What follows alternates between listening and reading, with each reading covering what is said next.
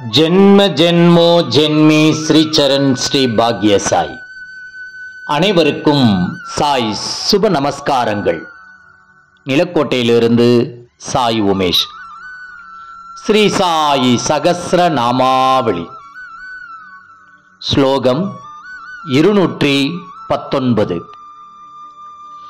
ஓம் கதா கீர்த்தன பத்யத்யாம் நாரதானுஷ்டிதம் ஸ்துவதே நமக. ஹரிகதை கீர்த்தனம் செய்வதில் நாரதருடைய பாணியை போற்றியவருக்கு நமஸ்காரம். நம் தமிழ்நாட்டிலும் ஹரிகதா கலாட்சேபம் செய்பவர்கள், அதாவது இசையுடன் புராண இதிகாச வரலாறுகளை எடுத்துரைப்பவர்கள் நன்றாக அங்கவஸ்திரத்துடன் அலங்கரித்து வருவதை பார்த்திருக்கலாம். ஆரம்ப காலத்தில் இந்த ஹரிகதா கலாட்சேபம் மகாராஷ்டிராவில் தான் பிரபலமாக இருந்தது.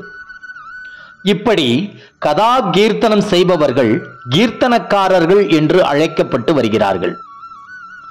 போலீஸ் கான்ஸ்டபிளாக இருந்த கணபதிராவ் சகஸ்ரபுதே என்ற பக்தரை எல்லோரும் போற்றும் கீர்த்தனக்காரராக பாபா மாற்றிவிட்டார்.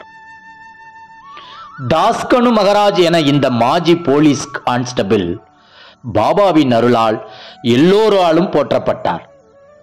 இவர் மகாராஷ்டிராவில் தோன்றிய ஞானதேவர், நாமதேவர், துகாராம் போன்ற பல மகான்களுடைய சரிதங்களையும் இன்னிசையுடன் உணர்ச்சியூட்டும் வகையில் கதா கீர்த்தனங்களாக பல ஊர்களில் நிகழ்த்தி வந்தார்.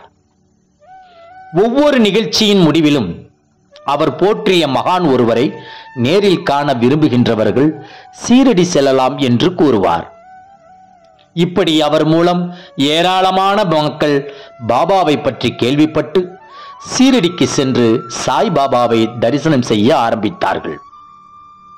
இந்த தாஸ்கனு மகராஜ் ஒரு தினம் ஹரி கீர்த்தன நிகழ்ச்சிக்கு செல்வதற்கு முன் பாபாவிடம் வந்தார். தகதகவென்று ஜொலிக்கும் ஜரிகை அங்கவஸ்திரம் உட்பட நல்ல ஆடைகளை உடுத்தி வந்தார்.